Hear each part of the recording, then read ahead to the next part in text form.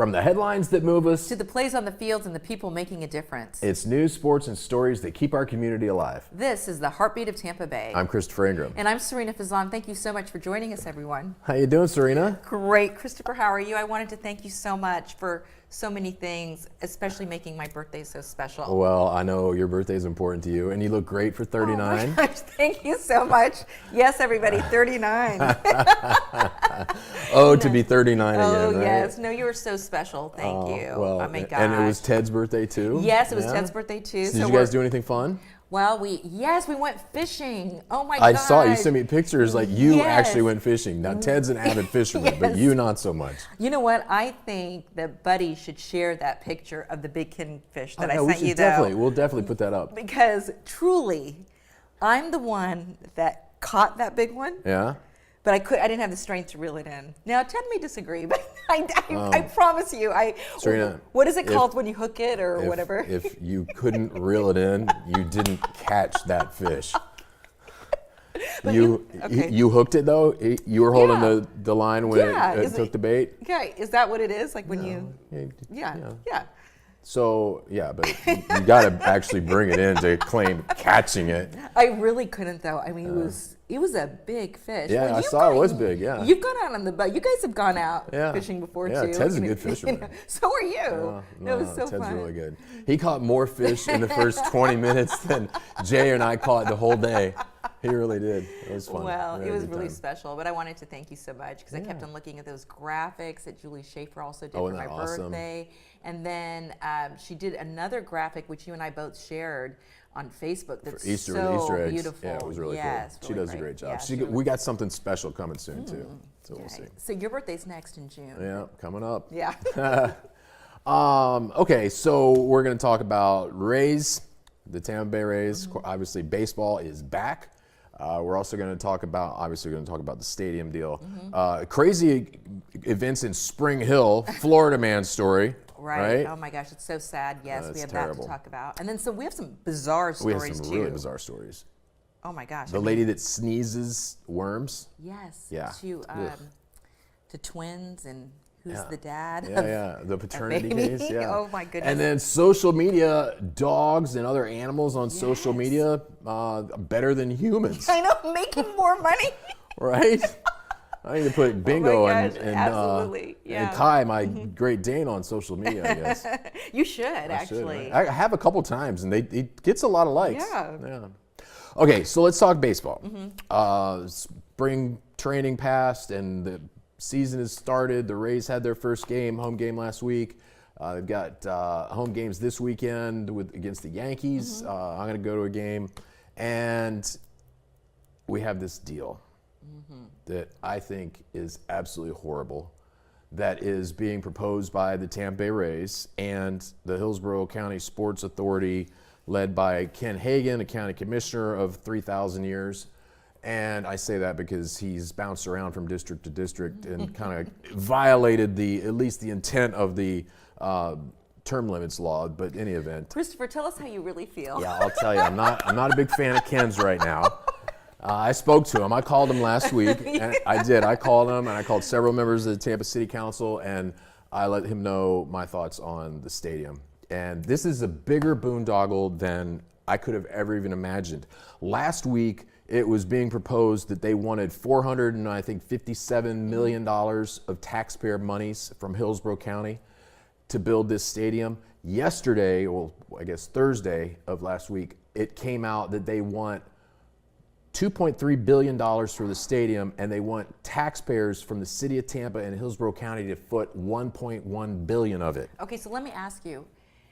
Let me put you on the hot seat for a minute. But how could it jump up so quickly like that? Well, because people are foolish. They believe the nonsense that they were being fed earlier, that there wasn't going to be any taxpayer dollars. That's nonsense. You just don't build a stadium without taxpayer dollars, because these stadium owners and the team owners are smarter, not the stadium owners. The team owners are smart, and they figure out ways to hoodwink the public into financing these stadiums all across the country. And they come out with these studies that say, oh, it's going to be this big economic impact and yada, yada, yada. The thing that they don't take into account in these economic impact studies is if there was no stadium, to go watch the Rays or the Bucks, people would spend that money somewhere else. Well, but I still feel like, I still feel, and of course I don't have all the studies and everything in front of me, but I do feel that sports really brings out people, though, maybe more so than other things, and sports at the same time. Yeah, I agree with you. I mean, I agree that sports is good. It bonds the community. It's absolutely good. But it's also a for-profit, privately held business that is owned by billionaires, and we, the taxpayers, are being asked to foot the bill to build them this stadium, and it's completely unfair. First of all, it's $2.4 billion is what was proposed last week. They want county and city taxpayers on the hook for $750 million from the county and $250 from the city of Tampa tax monies, and that means that those are dollars that cannot be spent for other things that are our needs. And there's a huge difference when you're in government and when you're looking at a budget, and a government's budget is an example of its priorities. And we have wants and then we have needs. The want is a stadium. The needs are our infrastructure, our roads, our bridges, our sewer systems, our other things utility related that the city of Tampa and the county of Hillsborough are both horribly behind on. The city of Tampa has a 40-year backlog on repaving roads. Roads are supposed to be repaved every 20 to 25 years. In Tampa right now, the average repave is 40 years. Now, just in case, you have not caught an episode of The Heartbeat of Tampa Bay, you might be surprised to learn this, but the roads are a huge, huge passion for Christopher. Well, right? and I think they are for everyone. Yes, we all ride on these like, roads. Believe me, I've had my car bottom out and hit a pothole. Yes. But I understand the need for money and the repairs and everything. But I do feel, and again, I feel like you're more well versed at this, but I do feel the money that can be brought in from sports and feeding into the economy. I mean, I do feel it might be able to balance out. Now, I do understand what you're saying, though, about it's taxpayer dollars and the billionaires who own, the stadiums and the teams, and the teams, I should say. But they are also providing $1.3 billion of the funding to build the stadium for their for-profit team that they are going to own the naming rights to the stadium. They get all the concession fees. They get all the parking fees. It's a really good deal if you're the Tampa Bay Rays. It's a really crap deal if you're a taxpayer in Hillsborough County, because we have much more critical needs infrastructure-wise that need to be addressed. And this, again, is for a for-profit business that's going to benefit just that team owner, those team owners. It's a handout, it's a subsidy, it's corporate welfare, whatever you want to call it. And they, as part of the package, the Rays are claiming that they are going to do a redevelopment to the tune of $8 billion in the Drew Park area, which is just north of the proposed site where Hillsborough Community College is and across from the Raymond James Stadium. They're claiming they're going to redevelop Drew Park, and they're going to put $8 billion into it. Now, you dig a little further and they say, well, we're going to seek some government grants and we're going to seek monies from hurricane disasters to redevelop Drew Park. So when they say they're going to spend $8 billion, it's not even their $8 billion necessarily that they're going to spend on redeveloping Drew Park. And if they have $8 billion to redevelop Drew Park, why don't they just build their own stadium? So guys, okay, you the viewers, I'm asking you. So Christopher has asked me, he said maybe that we should assemble a panel, right? Yeah. Maybe invite JP Peterson in, as you said, yourself. I would moderate. We'd like to invite the public, or maybe send us your comments and really, have a discussion about this. I think that'd be great. JP and I know JP. He's a big advocate of the stadium. He's obviously a sports guy. Yes. People in Tampa, they know JP. Great guy. We disagree on the stadium funding, and I think we should do it. We'll have a little debate right here. What do you think? So JP, call out to you. Yeah. I'll be calling you later. Yeah, and we would love, honestly, I think it would be great to get comments from you, our viewers, on this topic. Yeah, we can post them on any of our social media sites, on Instagram, Snapchat, not Snapchat. Facebook, so many, TikTok. We're on all of them. Christopher's actually a TikTok sensation. No, I'm not. Well, no, we are. No, trust me. Some of his comments and stuff. What was the one? Like you got what was like 300,000 views? 200,000. We're talking about Naples. Yeah, talking about Naples. We got 200,000 views. They still get views and likes and comments on that comment about the Ritz-Carlton in Naples.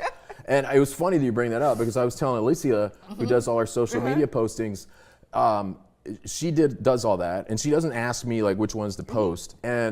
But if she had called me and said, "Hey, I'm going to post this reel, this short on social media, and it's about your comments about the Ritz-Carlton in Naples," I would have said, "Don't do that. It's a show about Tampa. We got sidetracked on Naples because we were talking about the most expensive house in Florida that got sold that day." Anyhow, so she puts this thing up, and to date, it's had like 200,000 views on TikTok, 140 some odd thousand on Instagram, and if you had asked me to put money on this is going to be like our top showing for social media, that particular clip, I would have said you're crazy. Well, just your recent comments though about the Roots Chris and the and the Chili's dress code on my Instagram alone, like mine alone, and just at last count, because you and I were taking a look, it reached 100,000 people. It's crazy, isn't it? It's crazy, the thing. I mean, it's divisiveness, right? You know, Roots Chris versus Chili's. I made a comment about the Ritz-Carlton putting Naples on the map, and, you know, people always want to argue, like, you know, they make comments like, "Are you stupid? Naples is always on the map." Well, I was speaking figuratively, obviously. Whatever. But it's just crazy. You can't figure it out how these things are going to... No, but it's you, Christopher, because you're so, like, I love how passionate you are, like, so passionate about this Rays issue as well. I'm really looking forward to moderating, you know. I'm really, really not a fan of it. I'm really not a fan of it. Really? And if we had better roads, if we had better general infrastructure, if we didn't have flooding, I would be okay with it, maybe. But it's still a big subsidy for a for-profit, privately held corporation owned by a billionaire. Why are we handing him money? Them. I don't get it. But we can move on. Yeah, we can. Are you sure? I'm sure. Okay. Yeah. I've been really fired up about this. Can you tell? Maybe just a little bit. I mean, when I saw last week that it doubled, it went from $450 million to $1 billion. I'm like, people have been hoodwinked into believing this thing is not going to be subsidized by taxpayers. It will. That did surprise me too, though. I mean, how it went like that. And they want to build it in just 3 years or something like that. They're forcing making time is of the essence kind of thing, which it's really not. They just want to move this thing as fast as possible so that they don't get opposition from the public, and the public is not educated about it right now. Well, hopefully we will get a chance to educate them We're a little bit trying more. to do our part here. We are trying to do our part. Well, okay, just you're okay if we move on though? Yeah, right let's now move you're on. okay. But this story is so sad. I mean, why in the world? I cannot believe how things can arise like this. So a neighbor, this is happening in Spring Hill, right? Hernando County. Yeah, a neighbor, plays his music, and another neighbor gets so annoyed, it escalates. They argue. He pulls out a gun, shoots the neighbor. Shoots the guy that was playing the loud music. Oh my goodness! Yeah. And the man dies. He's dead. He leaves behind a wife and 4 kids. Unbelievable, isn't it? And the person who's the perpetrator, over something as benign and trivial and just in the grand scheme of things, stupid, total first world problem, right? Music is bothering him. It's annoying. Hey, guess what? That's what the cops are for. Call the police, right? Go out there and to confront the guy. First of all, he could have been carrying a gun, and he could have gotten pissed off and shot the guy that was complaining about the music. It wasn't that how it worked out, but to rise to the level of I'm so pissed off, I'm gonna take a firearm, point it at someone, pull the trigger, and kill them over loud music. Crazy. And researching the story a little bit and the neighborhood, it said that it's a quiet neighborhood in Hernando County, and the victim would once in a while there would be a burst of music. It wasn't like constant all the time. It wasn't constant all the time, according to the police reports or the neighbors' accounts, the neighbors' accounts. So how senseless. And then you wonder too, with the perpetrator. Sometimes things happen, as we know, and hopefully, I mean, I'm stuttering about it because it's so upsetting. In heated moments, sometimes we do things that say or like, do and oh my regret later. gosh, like what did I? I mean, I wonder what what he's thinking right now. I mean, he's Two got lives destroyed. he's destroyed his own life. He's destroyed that man's life. He's hurt those children and his wife that he left behind. It's just unbelievable over something so trivial and stupid. It's just loud music. I mean, we've all dealt with loud music from neighbors or people in their cars and that kind of thing, but it's not worth confronting people. No. With or without a gun. It's just not worth it, because you don't know what they're going to do, how their reaction's going to be. And especially nowadays. Yeah. And in Florida, where we're all packing heat, When we were going through our story logs and deciding on what stories that we do, which Christopher and I do on a regular basis, you even said, here we go, another Florida man story. Yeah. Well, in St. Pete, a week or two ago, there was an arson, a house fire, that then was determined to be arson, and an 18-year-old girl died. Her mother is in critical condition in the hospital, and 2 other siblings of the 18-year-old girl who died were in the house. They escaped without any harm done to them. It turns out that it was arson, and then it turns out that the perpetrator was an 18-year-old boy. It's just probably his girlfriend, ex-girlfriend, right. And he set their car on fire that then caused the house to burn down, and she died. And over something probably, senseless, silly, trivial, he got in an argument with her, I'm presuming, just because they're both 18. And why else would he do that? But yeah, he's ruined his life and killed someone. I know. And when you mentioned that about them both being 18 and maybe it was an argument, in so many cases you always see there's some type of connection. It's really, really rare that it's some random crime. Yeah. It's really rare. I mean, I remember growing up, you always thought, well, it must be a random crime. But then you and I are both journalists. We covered news for a long time. It's very rare that it's some random crime. It's 95% of the time there's some type of connection. To him. Yeah. Okay, this story is kind of gross. A woman who is from Greece was at some sheep farm watching sheep. I don't know why. That sounds like watching paint dry. She ended up getting this larvae that get into the nostrils of sheep. She got them into her own nose, and they got inside her nose cavity, and they actually nested there and started to grow. And she was sneezing out 1-inch long worms because the larvae actually went to the next stage and turned into worms, which was something that has never happened before. It is so, can you imagine? Oh my gosh, I'd be so grossed out. Right? And didn't Achoo. They say, oh my and gosh. It's moving around. Didn't they say that her deviated septum, that it provided like a safe harbor, yeah. That is, but thank goodness she's okay. They say that she's okay, and they got him out, right? Can you imagine though? No. You got a sore nose, yes. Nasal congestion, and then you go to the doctor and they start pulling worms out. So gross. And I guess she sneezed some out too. Right, and it happened so. Again, watching sheep, near sheep, and she started feeling the symptoms a week later. So that's just foul. Yeah. Yeah. I don't know too many people who can sneeze out some worms and not be really grossed out. And you know what? It's kind of funny. We've talked about people who maybe seek stardom. I don't think anybody would want to seek stardom. Not that she wanted that. Yeah. Not that she wanted that, but.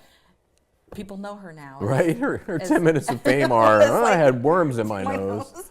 Yeah, that's pretty foul. And wouldn't you be worried? Would you be even though doctors say they got it all out, wouldn't you always be concerned that something might be new? Yeah, every time she gets a little tickle in her nose, she's probably going to be wondering if she's got larvae or worms in her nose. So, yeah, that's not cool. Yeah, bless her heart. That's not cool. We haven't talked about dating in a while. Yes, right? We have not. My favorite topic. Your favorite topic of love. Love. But you wanted to bring up something that was kind of interesting. I forgot what it was. About age yes. Age gaps. Yes, age gaps between people. I think the most famous one that in current times is Bill Belichick with his girlfriend that, I think she's still in diapers. I don't get it. And apparently I've talked to a lot of women around my age who say that 20-something-year-old men are very actively seeking out 40 and 50-year-old women. Well, I had friends of mine too that were single, my age, which is that age group. Yes, 39. Hate to break it to you, not 39. But yes, they were pursued heavily by men that age. I usually think, of course, age gaps, I always think of men and younger women. Right, that's usually the way it is, right? Yeah. Yes. And, you know, I do believe in love and I do believe in true love and all of that stuff, but you and I have talked about it. I mean, come on.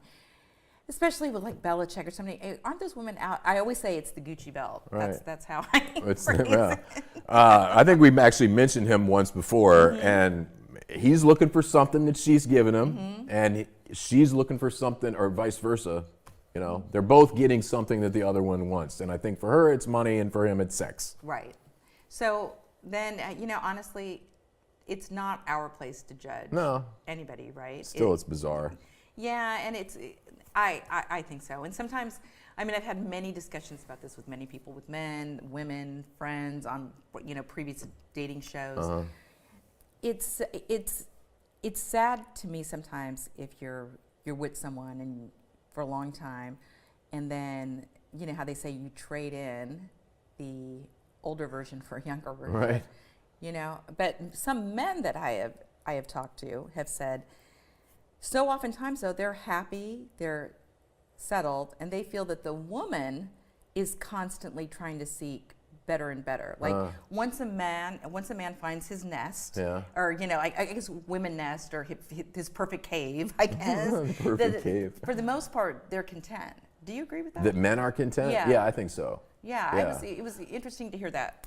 What's your thought on women, though? Do you think women are not content? Well, that's what some male friends of mine were saying. Like they have felt that they have provided, you know, the home, or, you know, and I know a lot of times both people, especially now, are working, and they're content, but their significant others are always seeking more and more and more and more. The woman is. And I guess I didn't see it as much that way, but, and I hope I'm making sense, but as times are changing, I think, I mean, everything is changing, right?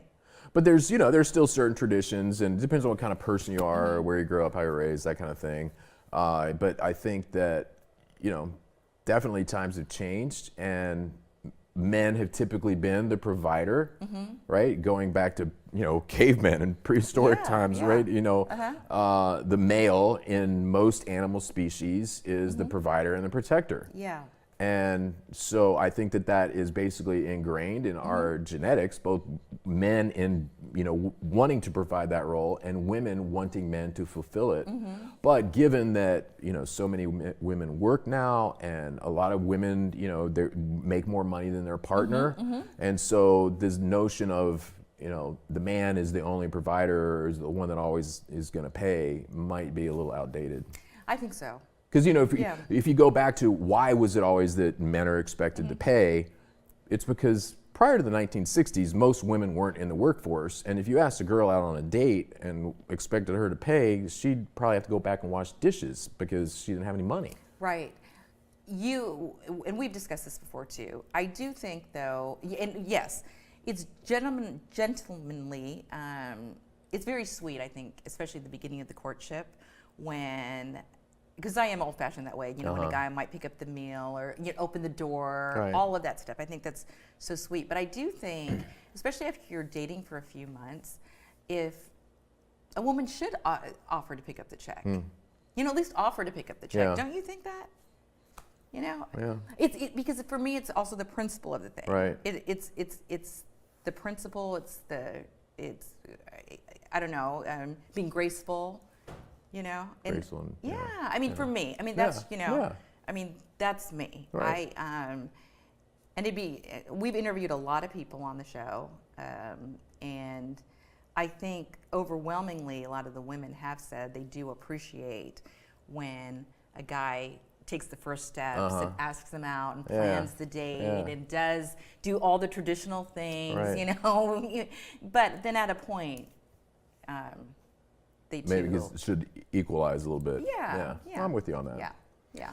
Okay, talking about equalizing and dating. Oh man. Boy. How about Wowzer. this? This is in the United Kingdom. There's a woman who had sex with two men in a 4-day period of time. So No judgment here. And But we have little details on her. And right, we have a few details about her. Other than after sleeping with 2 different men over the period of 4 days, she became pregnant. Yes. And guess what? She doesn't know which one impregnated her. That's right, because guess what? The 2 men she slept with are identical twins. Identical twins. And they can't, because they're identical twins, they can't do a DNA paternity test because it's going to show they're identical.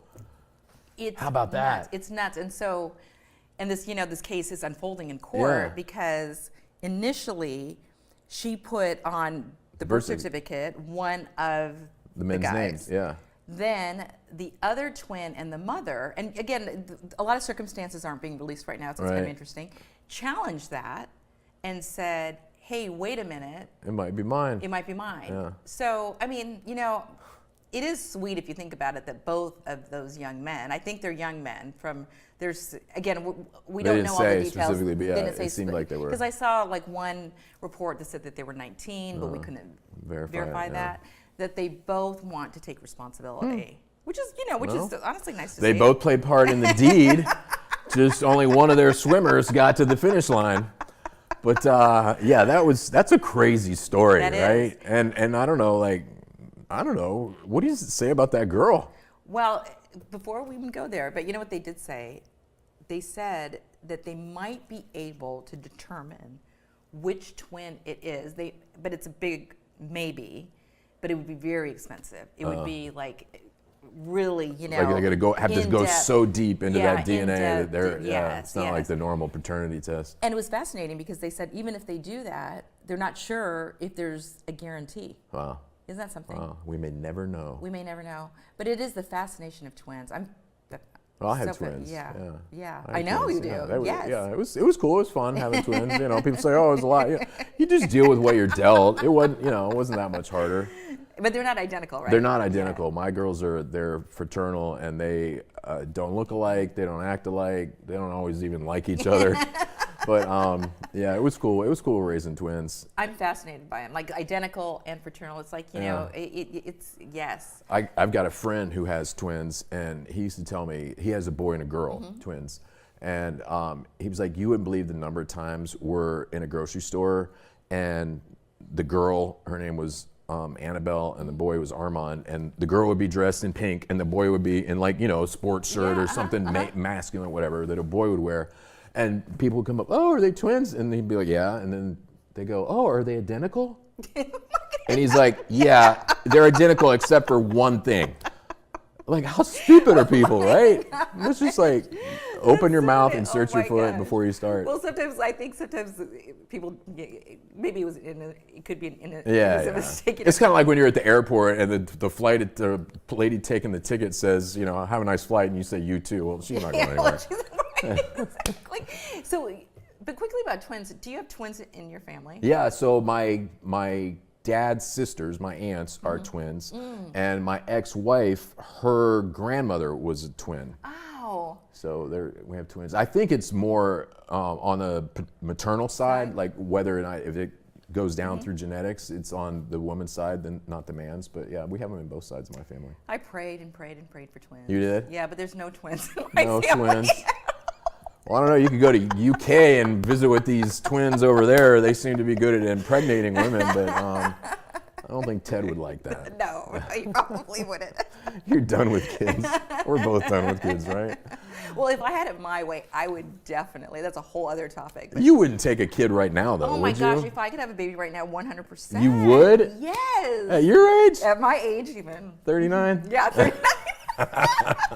Seriously? I would way. There's no way. Yes, I would oh my gosh. And he's always so understanding about it, but believe me, not 39, so not happening. You really would? I really would.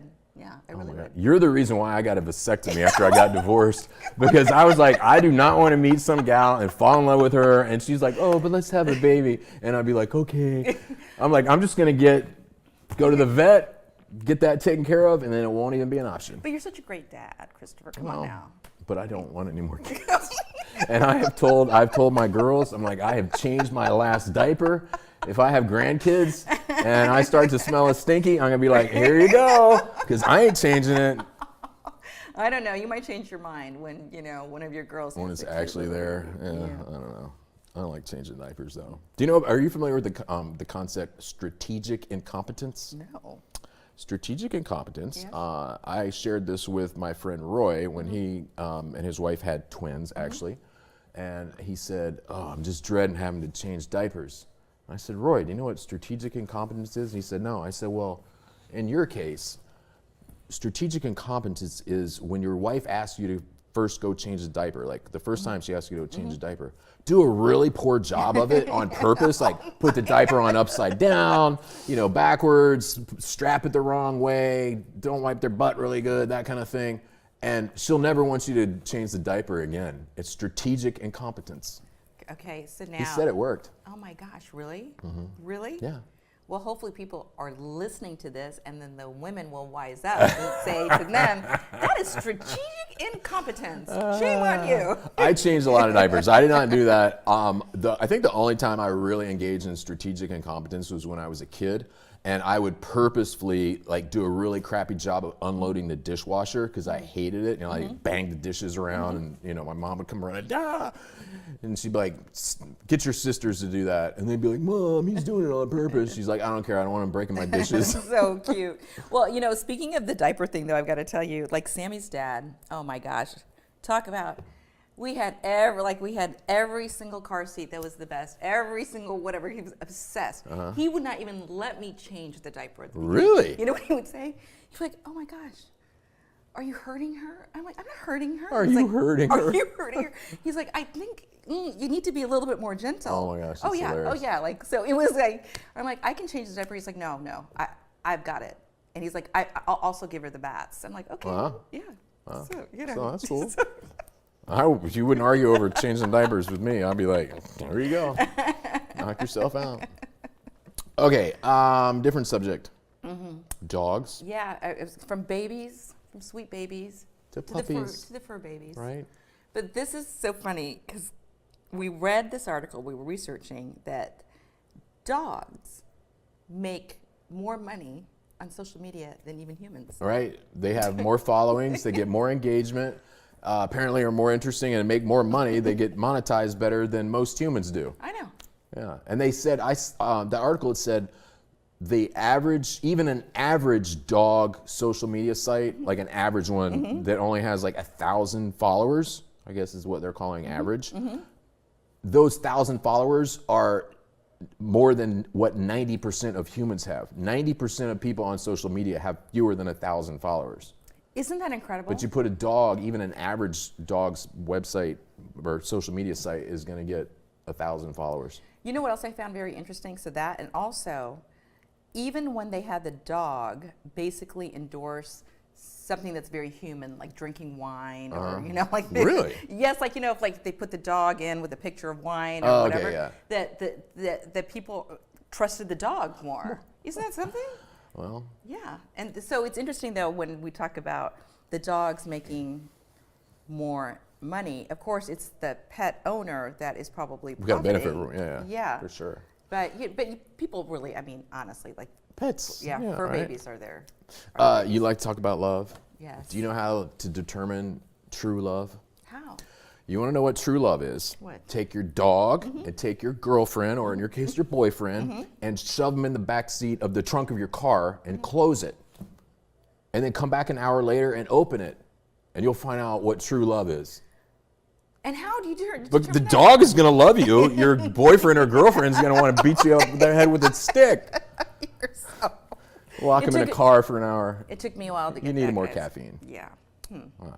You wouldn't do that. No, I would never do that. I wouldn't do that. You wouldn't do that either. No, I would not. I know better than that. All right. So what's our last story we're going to talk about today? Well, we were going to talk. We've talked a lot. We always have fun talking, but we were talking about spring break. And have you? I love living in Florida. Yeah. I know you love living in Florida too. Yeah. Have you felt some of the spring break stuff? You know when I noticed it, I went out to the beach in the boat a couple of weeks ago, and we went to north side of Shell Island Preserve. There were so many kids, like high school and college age looking kids out on the boats at that time. But I haven't been to any of the beaches that are accessible by car. and seeing what that looks like. But you were up in Clearwater Beach last weekend, weren't you? And yeah, Clearwater Beach. And for my birthday, we went to Anna Maria and the Bradenton area. And Sammy is so blessed. She has friends that live there too, and she goes over there. That short little bridge from Bradenton to Anna Maria, I cannot even tell you. I'm backed up. I mean, how backed up it is. It's like an hour. Yeah. And then in Clearwater too, because I'm in Clearwater quite a bit as well. Were there a lot of kids up in Clearwater last week? Oh my gosh! I mean, it's just it's. I mean, I love seeing it, but it definitely we are feeling it. And as you know, too, when we did that, we talked about a few months ago how Tampa is also amongst one of the most popular places. For spring break, yeah. And yesterday I was going home. I was driving, to Davis Islands, and wow, the traffic, it was just unbelievable, like on Platte. Yeah. And it was just bumper to bumper. Yeah. Well, the snowbirds will be going home soon. Usually they go after Easter or shortly thereafter, so hopefully that will happen. I grew up in Naples. My grandparents and my dad are all very, kind of Southern, grew up in the South, even though I was born in Naples, but was exposed to Southern culture a lot. And we used to call snowbirds Yankees. My granddad did. Yankees, the damn Yankees. You know what the difference between a Yankee and a damn Yankee is? What? A Yankee is someone who comes down from New York, New England, wherever, up north, and they come to Florida and they stay January, February, March, maybe April, and then they go home. A damn Yankee comes down, stays January, February, March, April, and never leaves. Oh my gosh, that's hilarious. All right, with that, we will sign off, and we're going to come back. We'll be here next week and doing our show again. We love it. We'd love to hear from you. Yeah. If you want to drop us a comment on our social media platforms, Heartbeat of Tampa Bay. I think one of them, it's just Heartbeat Tampa Bay. I think that might be our Instagram, but it's Heartbeat of Tampa Bay everywhere else. Anyhow, we have a great time. We do. Yeah. It's the best. All right. It's the best. Every story shared Adds another heartbeat to Tampa Bay. from courage to community. We're so proud to tell the stories that keep our neighborhood strong. Thanks for watching The Heartbeat of Tampa Bay. Yay! We have so much